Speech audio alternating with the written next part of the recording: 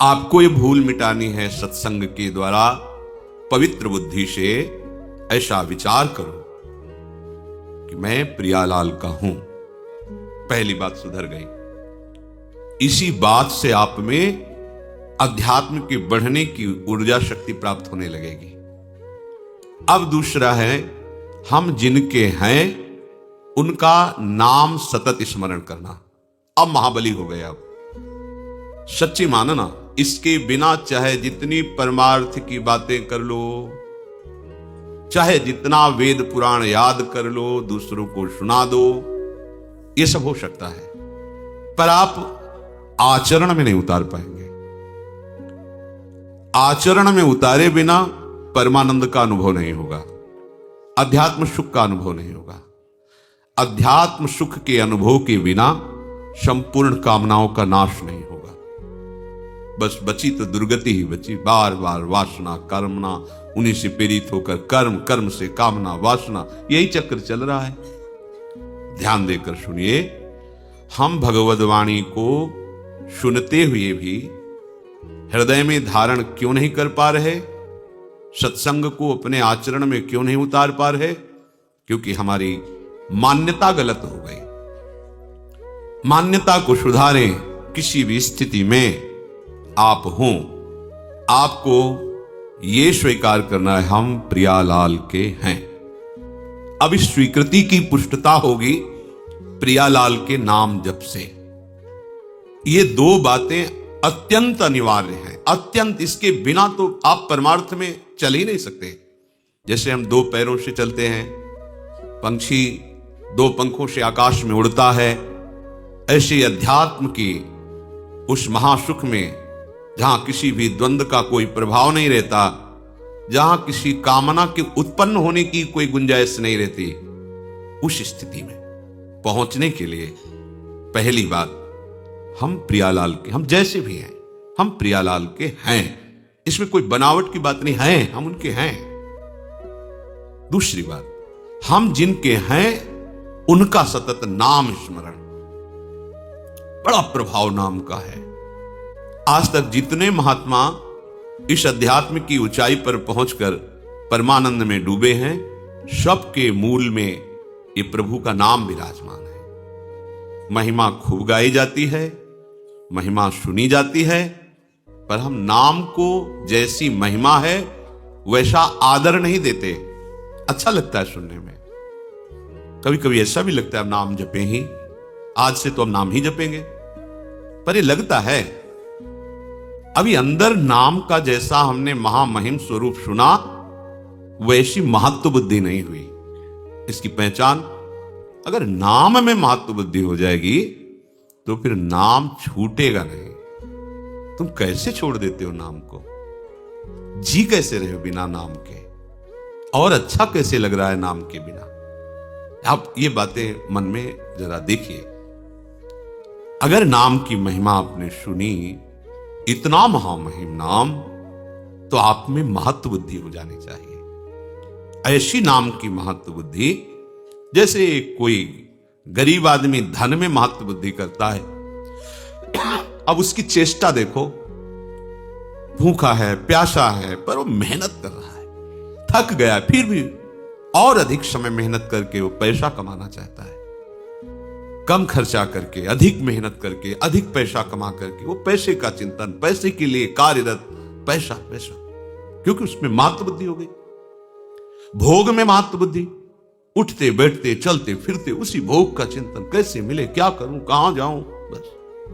काम ही नारी प्यारी जिमी, लोभी जिम प्रिय दाम। ये बात, अगर परम धन महामहिम नाम में तुम्हारी महत्व बुद्धि हो गई तो फिर छूटना तो नहीं चाहिए। उठते बैठते चलते फिरते खाते पीते नाम। जब नाम चलने लगता है तो उसका प्रभाव प्रकट होता है नाम जापक के हृदय में।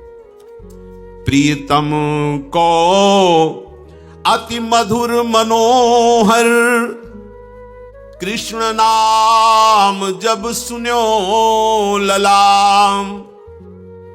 भर्यो अमीर रस तबहि हृदय में भरत रहित तब ते सुख धाम। अग जग के बिशरी मैं तब ते सगरे मीठे खारे नाम। कृष्ण नाम धुनी मंजु गूंज रही सब दिशि सकल काल अभिराम। जब से अपने प्राण प्यारे प्रभु का नाम सुना और उस नाम का रसेंद्री ने स्वाद लिया, आश्चर्य हो गया। हमारा हृदय विषवत था, नाना प्रकार की जलन से जल रहा था। कामनाओं की, वासनाओं की, तृष्णा की, राग द्वेष की, ये सब आग लगी हुई थी। जब से श्रवणेन्द्री में इस कृष्ण नाम का प्रवेश हुआ और रसेंद्री ने इसे पकड़ा, तो इस कृष्ण नाम ने हृदय के सारे विषों को हटाकर भर्यो अमीरस तबहि हृदय में अमृत रस भर दिया। राधा नाम सुधा रसम रसी तुम जिह्वास्तु में व्यूहला। राधा राधा राधा, ये नाम हृदय में अमृत भर देगा। सच्ची बात, ये कोई कथा नहीं है, ये जीवन है उपासकों का, संतों का, सिद्धों का। ये जीवन है, प्रेमियों का जीवन है। विवश होकर के इस रस ने, नाम रस ने सब इंद्रिय मन अंतःकरण को अधीन कर लिया, छा जाता है, अपना अधिकार कर लेता है। पर पहले विष को मिटाता है। ये विषय विष जो कामना, वासना, तृष्णा की तरंगों से हमारे हृदय में फैलता रहता है, नाम जापक के हृदय को निर्विषय करके प्रेम अमृत से भरता है। प्रेम अत्यंत दुर्लभ वस्तु, और ये नहीं एक बार भरता है, भरत रहित तब ते सुख धाम। प्रतिक्षण वर्धमानम, वो प्रेम अमृत हृदय में बढ़ता रहता है। उसका प्रभाव हुआ लोक परलोक के सब व्यक्तियों के नाम रूप, सब विषयों के नाम रूप सुख सब भूल गया। कौन रिश्तेदार, कौन नातेदार, कौन वस्तु प्रिय लगती थी, कौन पदार्थ प्रिय लगता था, सब भूल गया। लोक परलोक के सारे सुखों के नाम रूप, अमुक वस्तु उसका रूप उसका नाम, अमुक व्यक्ति उसका रूप उसका नाम, ये सब नाम ने भुलवा दिया, विस्मरण हो गया। स्मृति इतना निरंतरता में आई, ऐसा तारतम्य बना स्मृति का कि अब कोई जगह ही नहीं रह गई किसी और रूप और नाम, वस्तु, व्यक्ति, पदार्थ, स्थान, घटना, इनका चिंतन करने का अवसर ही नहीं रह गया, क्योंकि ऐसा तारतम्य बन गया। तैल धारावत स्मरण, अखंड स्मृति, अव्यावृत भजनात्, बार बार बार बार नाम चल रहा है, तो जगह बची नहीं कि और कुछ स्मृति रह जाए। अब तो बस गूंज मची है हृदय में नाम की, ऐसा ही होता है, गूंज मची, नाम गूंज रहा है। देखो तो कभी आंख खोल के देखो या आंख बंद करके देखो, नाम की ध्वनि अनवरत चल रही है, रात दिन चल रही है। सच्ची, जब आप नाम से प्रेम करोगे तो नाम कोई जड़ वस्तु नहीं है, चिदानंद है। नाम आपसे प्रेम करने लगेगा। सोवत हु रसना रटे राधा कृष्ण सुनाम। आंख मुंदी हुई है, सैया पे पड़े हो, तो जैसे आप हृदय की धड़कन को सुनते हैं, ऐसे ही आप नाम को सुन रहे हैं। चेतना अंतर हुई या बाय हुई, नाम चल रहा है, उससे एक क्षण के लिए आप बिलग नहीं रह सकते। ऐसी स्थिति होती है। सज्जन सेवित वेद लोक की, मिटी सकल मर्यादा लाज। पिघल्यो हियो बही दृगधारा, अधर नाम सुचि रहो विराज। अब नाम ने क्या किया? वेद का ये सिद्धांत है, उस उपासना का ये सिद्धांत है, ये सब भूल गए। नाम चल रहा है, एक ही सिद्धांत रह गया, नाम सुनना, नाम जपना, नाम देखना, नाम का स्वाद लेना। नाम ने क्या किया? अब इतना प्रेम भर गया कि रुक नहीं रहा हृदय में, उफान आ गई।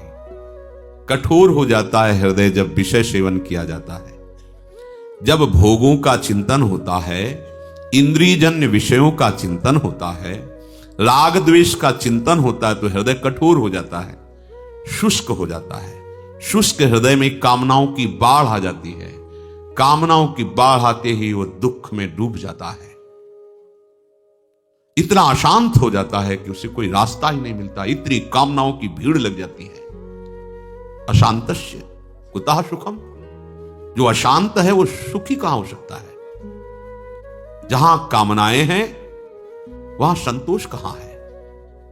इसलिए ये नाम करता है। हृदय में ऐसी प्रेम की बाढ़ आई, ऐसा हृदय पिघल गया नाम की शक्ति से, बहा भाग घूम रहा है, द्रवित हो गया। बही दृगधारा, आंखों से अश्रु बह रहे, नाम चल रहा, राधा राधा राधा।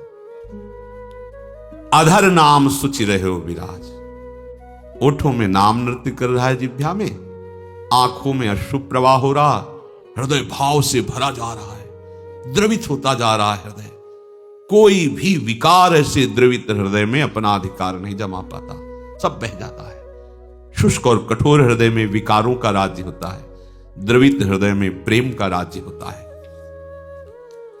अब जब ये दशा हुई कि नाम जिह्वा से, आंखों से अश्रु, हृदय में भाव, तो रही न सुधि कछु कहन करन की, समुझी न परत कहा ये रोग, कृष्ण नाम रस उपजावन हिय, नित नूतन वियोग संयोग।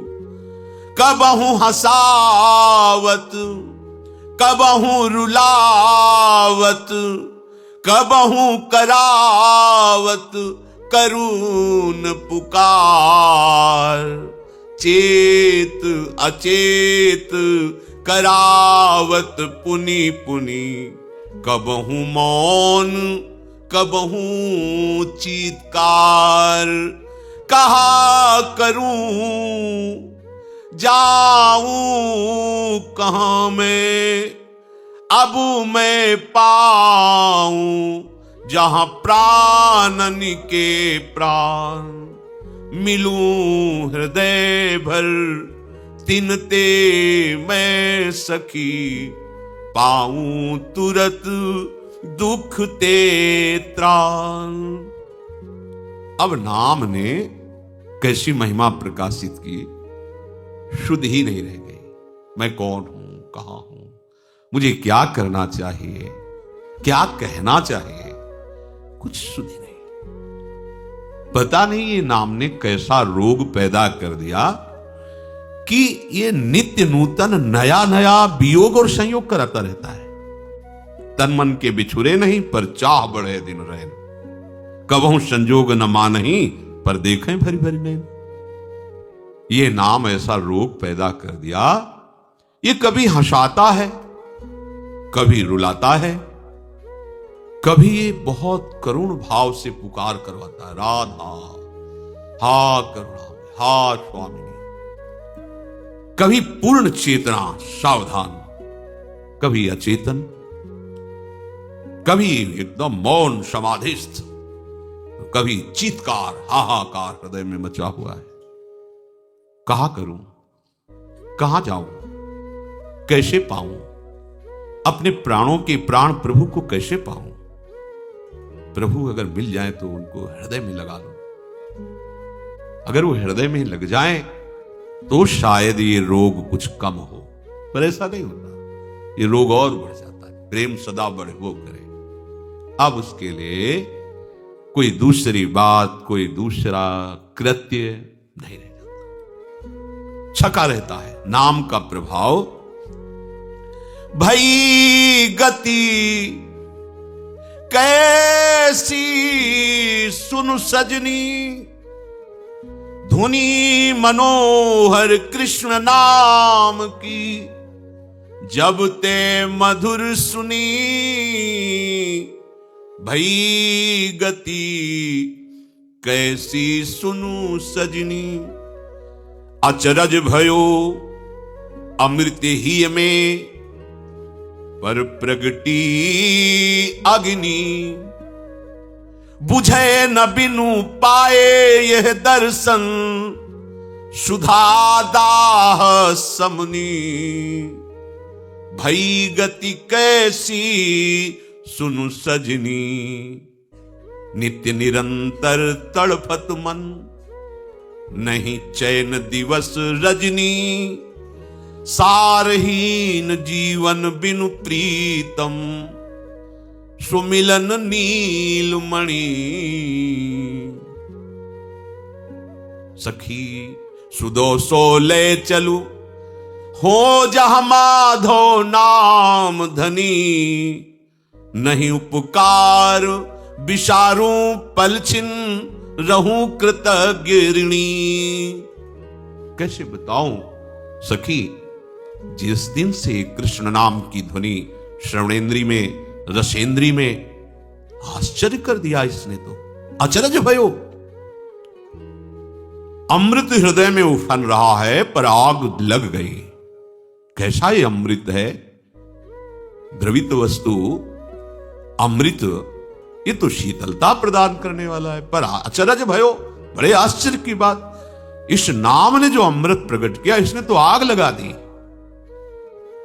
बुझे न पिय बिनु पाए दर्शन। अब तो ये आग तभी बुझेगी जब प्रीतम की समीपता प्राप्त हो, उनका दर्शन प्राप्त हो।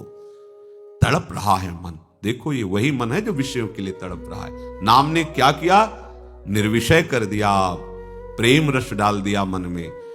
नित्य निरंतर तड़फत मन, नहीं चैन दिवस रजनी, न रात को चैन न दिन को चैन। नाम गूंज रहा है, हर समय व्याकुलता बढ़ रही। प्रभु के दर्शन के बिना, मिलन के बिना सारहीन जीवन लग रहा है। कहां गुंजाइश है अभिमान की। रात दिन नाम जप हो रहा है पर नाम जप का अभिमान नहीं, जीवन सारहीन लग रहा है। बेकार गया आज का भी दिन, प्रीतम नहीं मिले। रात दिन भजन हो रहा है, देखो कैसा नाम महामहिम भाव प्रकट करता है। पीछे मुड़कर देखने की ही वृत्ति नहीं रहती कि मैं रात दिन नाम जप कर रहा हूं, मैं बड़ा नाम जापक हूं, मैं बड़ा भक्त नहीं। उसको अनुभव होता है सारहीन जीवन है, बिना नीलमणि प्रीतम के मिले सारहीन जीवन है। सखी मुझे ले चलो वहां जहां प्राण प्रीतम विराज, एक बार मिला दो, मैं तुम्हारी ऋणी रहूंगी। ये हृदय की स्थिति नाम लाता है। जब तक रूप प्रकाशित नहीं होता तब तक नाम का जो तांडव होता है, भाग जाते हैं काम क्रोध लोभ मोह मद मत्सर, ये टिक नहीं सकते। मन चंचल की बात, तड़पन पैदा हो जाती है प्रभु के मिलन के लिए। चंचलता तो न जाने कब नष्ट कर देता है नाम।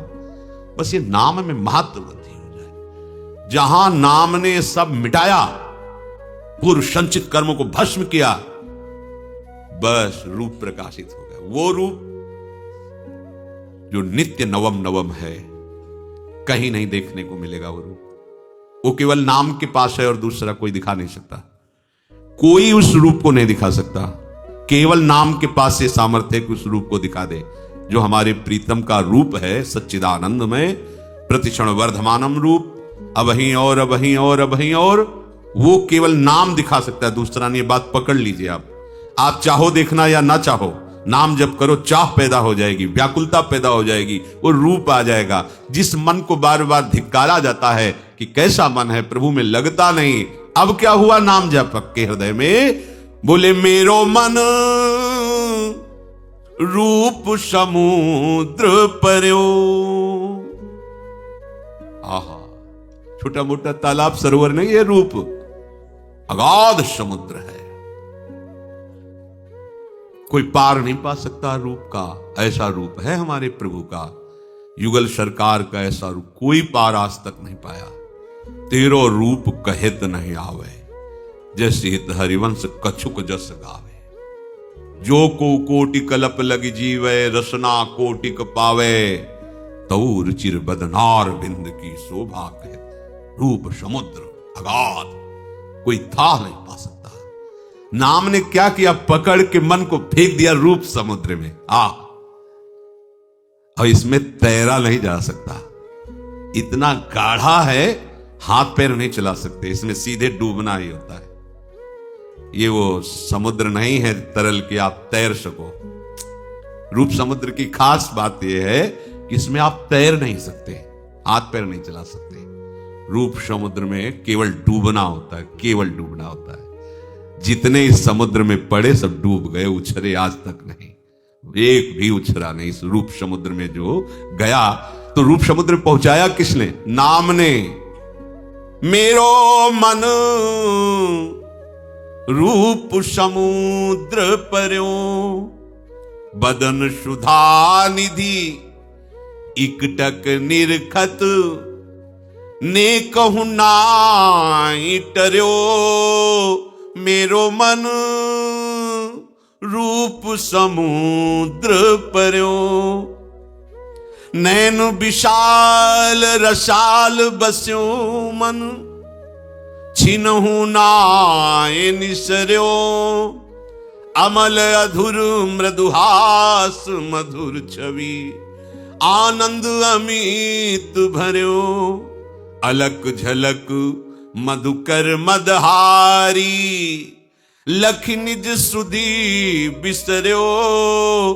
अंग अंग नख सिख की माधुरी, बरबस रहेत हर्यो।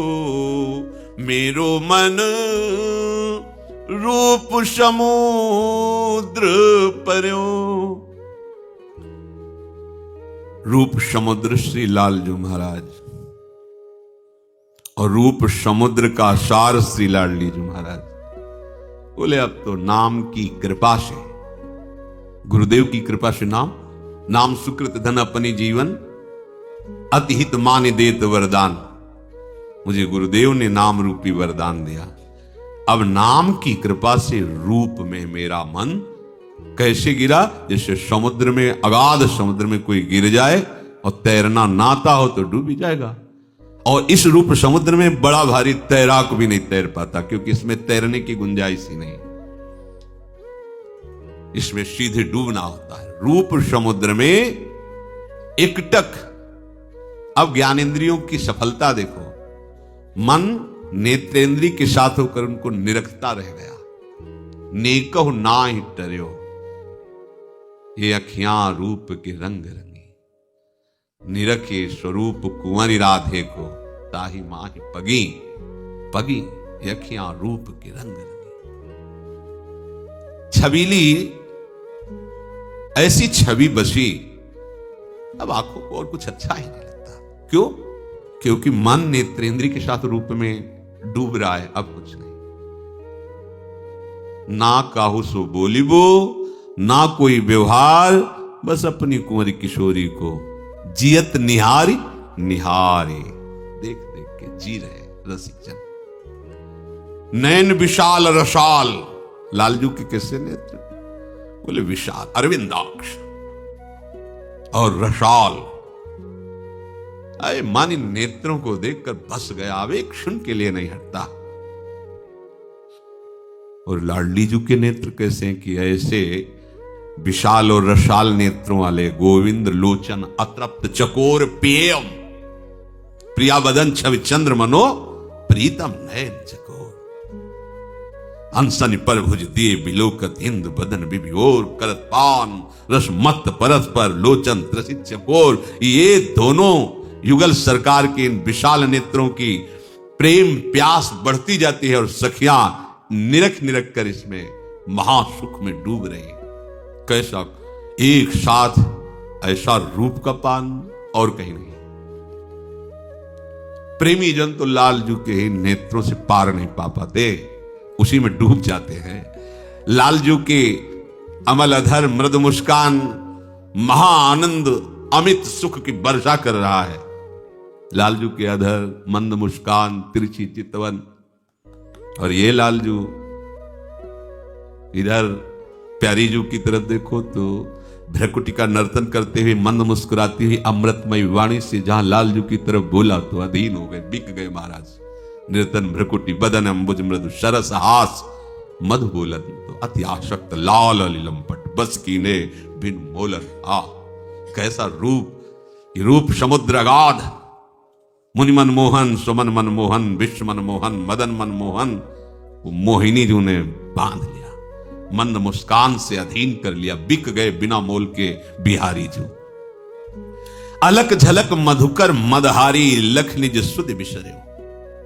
श्री लालजू की जो अलकावली है कोई ऐसा नहीं है।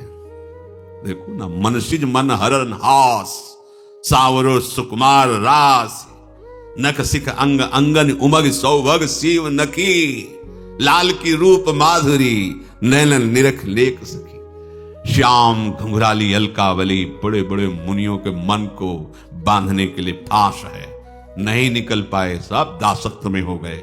अलकावली नील कमल की कांति कपोलों से झलमला रही, अरविंदाक्ष रस भरे रसाल नेत्र और बाकी चितवन घुंघराली कौन बच पाया है? आज तक नहीं बच पाया।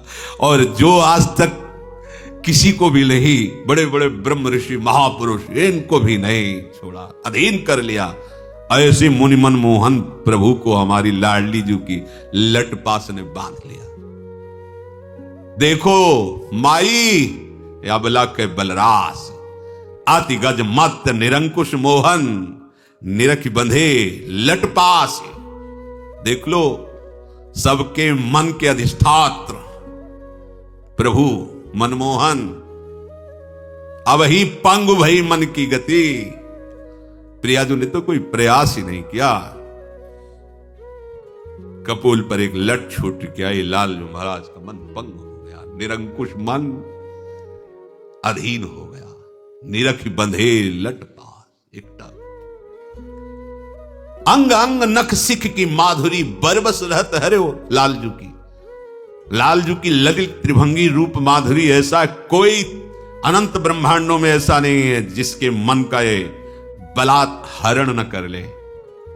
जबरदस्ती जबरदस्ती परमहंसों के मन को भी देखो ना, जिनको शरीर की शुद्धि नहीं है, परमहंस श्री सुखदेव जी केवल रूप सुना, बरहा पीडम नटवर वपुः कर्णयो कर्णिकारम, बिभ्रदवासः कनक कपिशम वैजयंतीम चमालाम, रंध्रान वेणो रधर सुधया पूरयन गोप वृंदै, वृंदारण्यम स्वपद रमणम प्राविशत गीत कीर्ति। महाराज ऐसे परमहंस आसक्त चित्त हो गए केवल रूप सुन करके।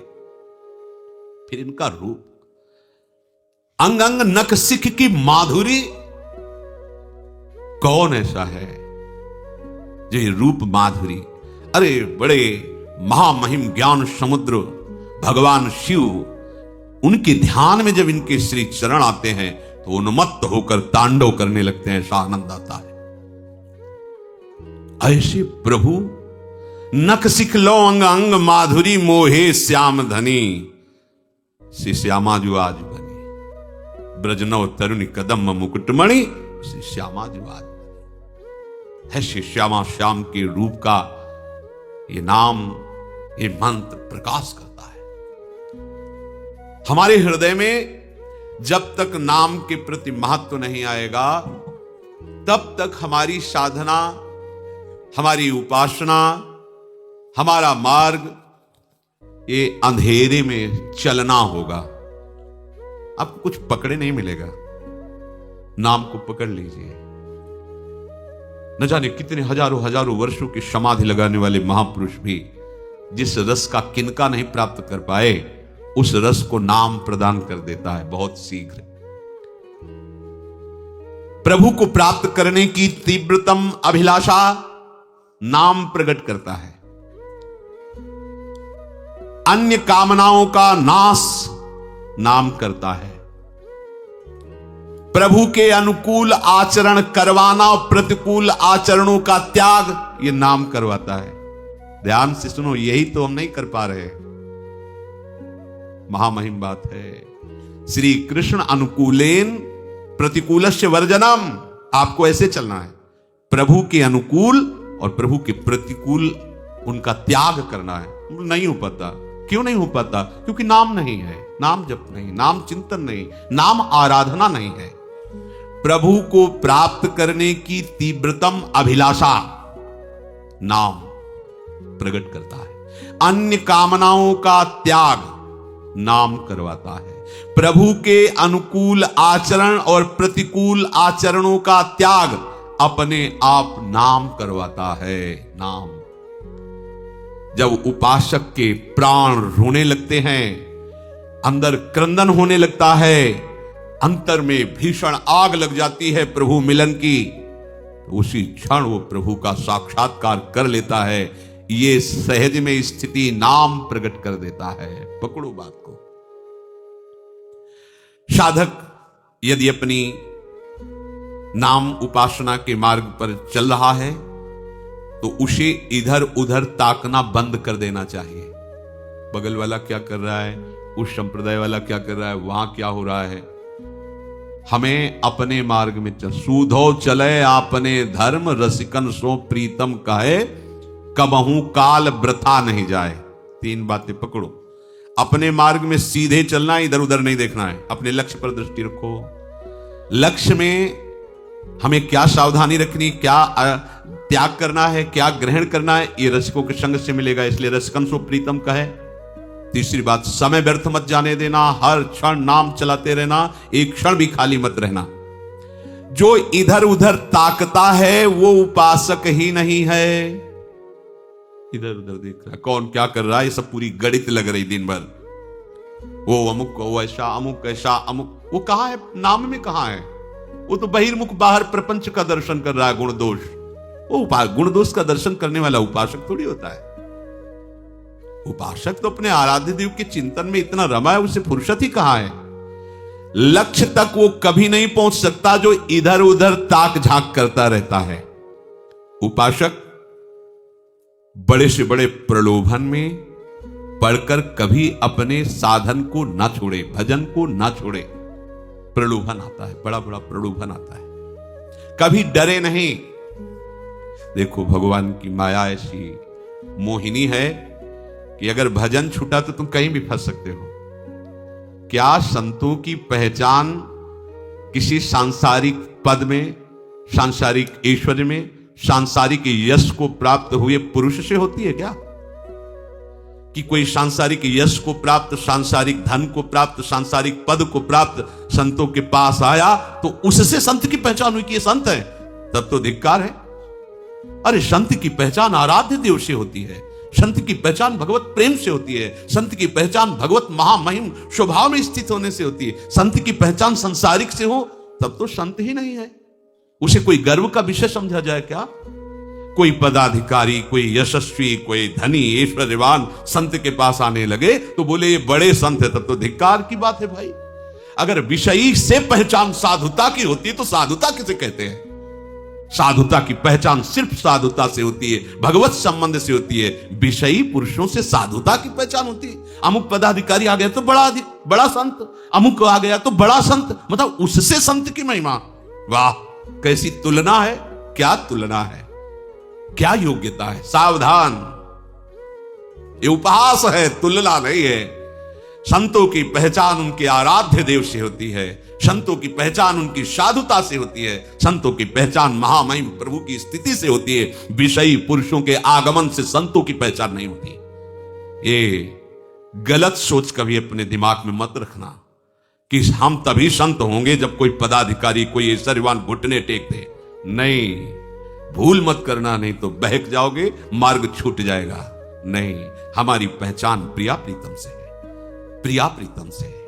हमारी पहचान उनके प्रेम से है, उनके भजन से है, उनके दासत्व से है, किसी पदाधिकारी से। अरे न पारमेष्ठ्यम न महेंद्र धिष्णम न सार्वभौमम न रसाधिपत्यम न योग सिद्धिर पुनर्भवम वा, इनसे हमारी पहचान होगी। अरे जब परमेष्ठी पद से नहीं, देवराज इंद्र के पद से नहीं, सम्राट पद से नहीं, योग की सिद्धियों से नहीं, मोक्ष से नहीं, तो संसार के यशस्वी या संसार के धनी या संसार के पद से सम्मानित किए हुए लोगों से क्या साधुता की पहचान होती है?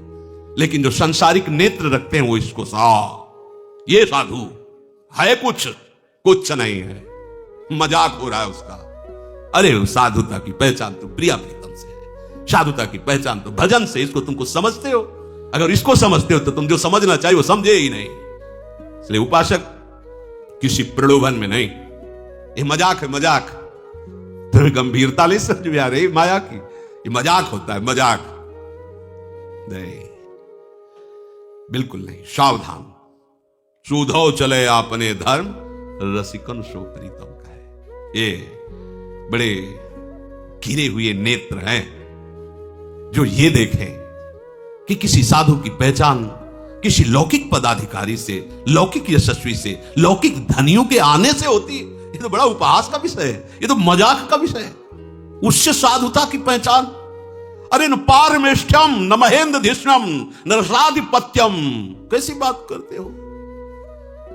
किसी भी प्रलोभन में जो नहीं पड़ता, किसी भी भय से जो नहीं डरता, संसार में रहते हुए भी संसार का जो नहीं होता, जीवित होते हुए भी जो मर जाता है, जो संसार के काम का नहीं रहता, संसार उसके काम का नहीं रहता, वो प्रभु के नाम का प्रेमी होता है। समझो, समझो, मार्ग को समझो, वो प्रभु के नाम का प्रेमी होता है। तुम रोज संत से मिलते हो, तुम्हारे हृदय में कभी गर्व आया कि हम भगवत प्रेमी महात्मा के दर्शन करते हैं या नाम जापकों के दर्शन करते हैं? अगर एक संसार का प्रेमी, संसार का यशस्वी पुण्यात्मा, संसार का धनी आ गया तो तुम्हारे नेत्र चंचल हो गए देखने के लिए। वाह, तो इन नेत्रों का मार्जन कब करोगे? ये नेत्र तो चंचल होने चाहिए प्रभु के प्रेमियों के दर्शन के लिए, जिनके दर्शन मात्र से निष्पापता प्रकट होती है। दरस परस अघनाश बास निज संग करो दिन। कहां है तुम्हारी उपासना? अरे लोक परलोक के चाहे जितने बड़े पदाधिकारी आ जाएं, अपने प्रभु और प्रेमियों से, उनके प्रेमियों से दृष्टि हट गई तो फिर क्या तुम्हारी दृष्टि? क्या पान कर रही थी तुम्हारी दृष्टि? कौन से रूप का पान कर नहीं का पान कर रही थी? इसीलिए तुम्हें किसी और रूप ने, किसी और पद ने, किसी और बात ने हृदय में हर्ष प्रकट कर दिया। फिर हर्ष, उपहास। सोचो, कोई 100 खरब रुपए का संकल्प किए हो, उसे 10 रुपया दिया जाए, क्या होगा? उसका उपहास होगा। इतनी बड़ी रकम चाहने वाले को 10 रुपया दिया जाए तो क्या होगा? यह भी उदाहरण फिट नहीं बैठता क्योंकि प्राकृतिक है। अनंत महामहिम प्रभु के दासत्व पद की वो महान वृत्ति जो योगियों मुनियों के द्वारा वांछित है, उस मार्ग में चलने वाले उपासक को अगर ऐसे और वो कोई महिमा नजर आवे तो धिक्कार, तुम्हारी बात ही क्या रह गई? क्या बात रह गई तुम्हारी? अखिल कोटि ब्रह्मांडों का नायक जहां घुटने टेके हुए कृपा की कोर चाहता है, उनके दासत्व से युक्त होना चाहते हो, तुम्हारी दृष्टि कहां लगी हुई है? इस लोक संसार के महत्व में। संसार का यश, संसार का महत्व झूठा स्वप्न है। अगर ये तुम्हें नहीं दिखाई दिया तो किस बात की साधना? अरे तुम यहां की बात विचार करो, ये किसके लिए लिखा है? ये उस भक्त के लिए लिखा है जो निरंतर भगवान का न पारमेष्ठ्यम न महेंद्र जिष्णम न रसाधिपत्यम न सार्वभौमम न योग सिद्धि पुनर्भवम वा। नहीं तो आपको कहो ये क्या है? क्या है? माटी के धोंदे, इसी के सारी क्रीड़ाओं को सुख मानने वाले सच्चिदानंद प्रभु के दासत्व की प्राप्ति के मार्ग में चलने वाले उपासकों के सामने सुरपति नरपति लोकपति जिनके भावे घास रहे परमानंद में तज सब ही की आस, उसका नाम परमानंद प्रेमानंद। नहीं तो विषयानंद रख लेना चाहिए, परमानंद प्रेमानंद कहां से? जो किसी प्रलोभनों में नहीं, किसी भय से नहीं, संसार में रहते हुए संसार का नहीं, जीवित होते हुए जीवित नहीं, जीवित मर जाए उलटे आप में सब। साधुता की पहचान विषयी पुरुषों से। बड़े संत क्यों? अमुक धनी आया, अमुक पदाधिकारी नहीं, बड़े संत हो जो प्रियालाल के अनुराग में डूबे हुए, जिनकी नजर में सब घास फूस नजर आता है। या तो सब ब्रह्म, नहीं तो सब मिथ्या। दो ही सूत्र हैं, बीच में कुछ नहीं। या तो सर्वम खलमिदम ब्रह्म, नहीं तो ब्रह्म सत्यम जगन मिथ्या। पूरा टोटल झूठा, टोटल झूठा। उमा काओ में अनुभव अपना सत्य हरि भजन जगत। स्वप्न में सम्राट पद रख गया तो जागने पर यदि घास खोदने वाले हो तो घास खोदने वाले रहोगे, जागने पर तुम सम्राट का शासन नहीं कर सकते। ये स्वप्न है। स्वप्न का महत्व रखोगे तो सच्चिदानंद प्रभु में कब जागोगे? ये केवल पढ़ने लिखने की बातें नहीं, स्थिति होती है। सुरपति नरपति लोकपति जिनके भाव है घास, ये पहचान है प्रभु के दासत्व की। अगर आदर है संसार का तो केवल भगवत संबंध से है। अगर किसी पद, किसी प्रतिष्ठा, किसी यश, किसी धन संपत्ति, मतलब है कि स्वांग हो रहा है, भक्ति नहीं। भक्ति का तभी स्वरूप माना जाएगा विवेक और वैराग्य दोनों बिल्कुल प्रज्वलित हो। बिन विवेक वैराग्य भक्ति बिन सत्य न एको मानो, भगवत विमुख कपट चतुराई सो पाखंडे जानो। ये गर्व का विषय है, गर्व का विषय है श्री श्यामाजू के बल अभिमानी। अनंत ब्रह्मांडों के स्वामी से भी टेढ़े रहे मोहन रसिया सो, टेढ़े रहे मोहन रसिया सो, बोले अटपट बानी हम श्री श्यामाजू के बल। अब कहां हो, कहां हो? जहां देवलोक भूलोक रसातल सोनी कवि कुल मति डरिए, वह तुम्हारा किसी पांच भौतिक रूप को देखने के लिए नेत्र, योग्यता कहां तुम्हारे नेत्रों की प्रियालाल को देखने की? अभी तो मलमूत्र की थैली है, ऊपर से चमड़ा है। थोड़ा कोई गोरा है, कोई सांवला है, कोई बनावट में अच्छा है, कोई बुरा है, लेकिन है तो सब माटी का ही पांच भौतिक। तुम्हारे नेत्र अगर इन रूपों को देखने में तो वो रूप कब देख पाओगे? जहां देवलोक भूलोक रसातल सुनि कविकुल, पाछे न हुती अब हूं, आगे हूं न होए है, या गति अद्भुत रूप की और है। कहां कहां लक्ष्य है? लक्ष्य कहां है? अरे ये सब ऐसे दिखाई देते हैं संसार के रूप, जैसे मकान में आग लग जाए तो कैसा दिखाई देता है, ऐसे उस रूप को जिसको देखने के लिए तुम्हें श्री जी ने आकर्षित किया है, जिस महिमा आप समझ नहीं पा रहे। इतना बड़ा कोई खिलाड़ी होगा श्री कृष्ण जैसा? कालिया नाग के फण पर चढ़कर नृत्य करते हुए उसके अहंकार का मर्दन कर दिया। 60,000 हाथियों का बल रखने वाले कोलियापिड़ को एक घूंसे से बैठाल दिया। मुष्टिक चाणूर ऐसे महाबली की कोई इनके सामने नहीं खड़ा हो सकता, ऐसे पछाड़ के गुड्डी गुड्डा की तरह ऐसे मार के फेंक दिया।